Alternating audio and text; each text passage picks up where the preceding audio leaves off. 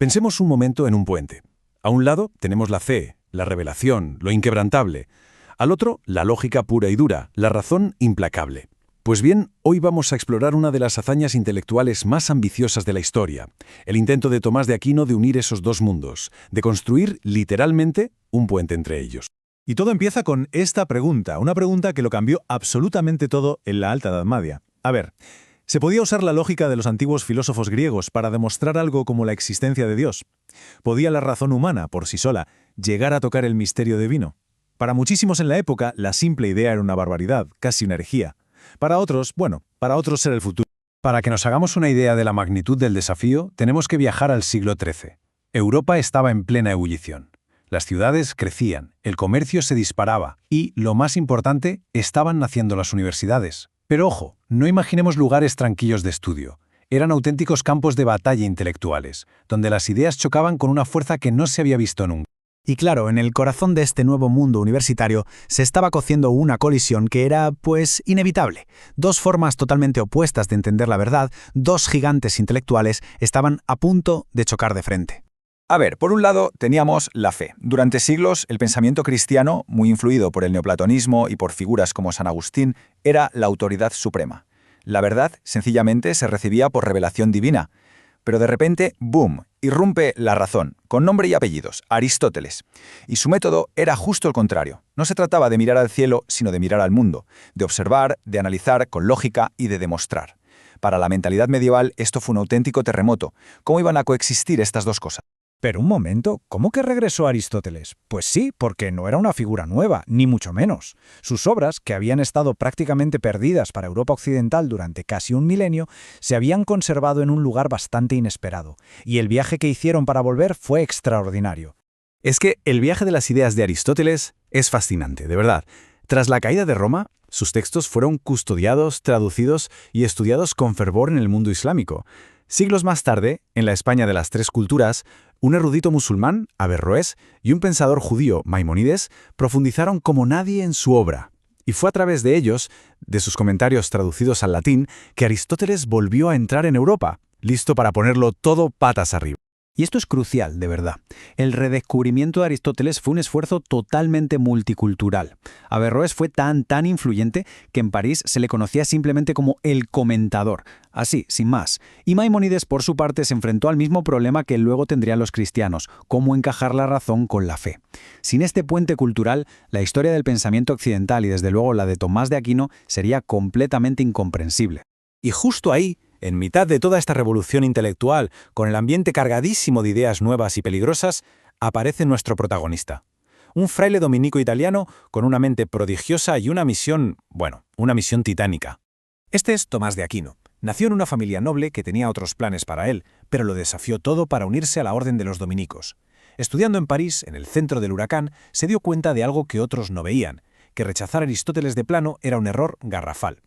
Y ahí nació el proyecto de su vida, demostrar que la lógica griega no era una amenaza para la fe, sino que podía ser, de hecho, la mejor herramienta para entenderla e iluminar. Esta frase es la clave de bóveda de todo su pensamiento. Para Aquino, la verdad es una y punto. Dios es la fuente tanto de la revelación divina, o sea, la fe, como del mundo natural, que es lo que estudiamos con la razón. Por lo tanto, si la fe y la razón parecen chocar, es porque o hemos entendido mal las Escrituras o hemos razonado mal. No son dos caminos que se separan, sino dos senderos distintos que suben a la misma cima. Vale, la idea es potente, pero ¿cómo se come esto en la práctica? Pues aquí es donde entra su obra quizá más famosa, Las 5 vías. Son 5 argumentos lógicos para demostrar la existencia de Dios, pero no partiendo de la Biblia o de la fe, sino de algo que cualquiera, creyente o no, podía ver: el mundo que nos rodea. La lógica de Aquino parte de la simple observación. Vemos cosas en movimiento, ¿no? Pues tiene que haber un primer motor que lo iniciara todo. Vemos cadenas de causa y efecto, pues tiene que haber una causa primera que no fuera causada por nada. Vemos que las cosas existen, pero podrían no haber existido, así que debe haber un ser necesario. Vemos que hay cosas mejores que otras, por lo tanto debe existir lo máximamente perfecto. Y finalmente, vemos un orden, un diseño en la naturaleza. Para Aquino, todos estos caminos de la razón pura llevaban inevitablemente a un único destino: Dios. La quinta vía, la del diseño, también llamada argumento teleológico, es quizás la más fácil de entender, la más intuitiva. Aquino miraba el universo y veía un orden que le parecía asombroso.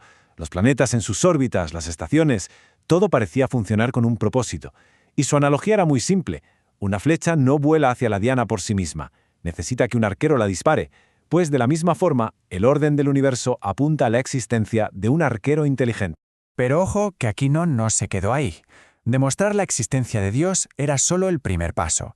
A partir de ahí, usó la razón para construir un sistema completísimo que lo explicaba todo: el cosmos, la moral y la sociedad. Para él, toda la creación forma una especie de jerarquía perfecta, lo que se llama la gran cadena del ser. Es como una escalera.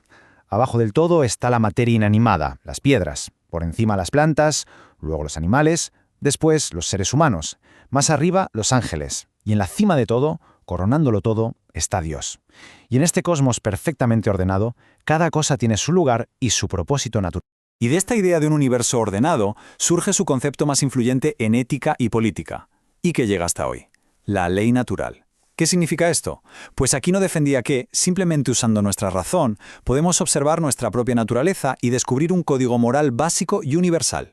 No hace falta que te lo diga un texto sagrado. La razón ya nos dice que matar está mal porque va en contra de nuestra inclinación natural a preservar la vida.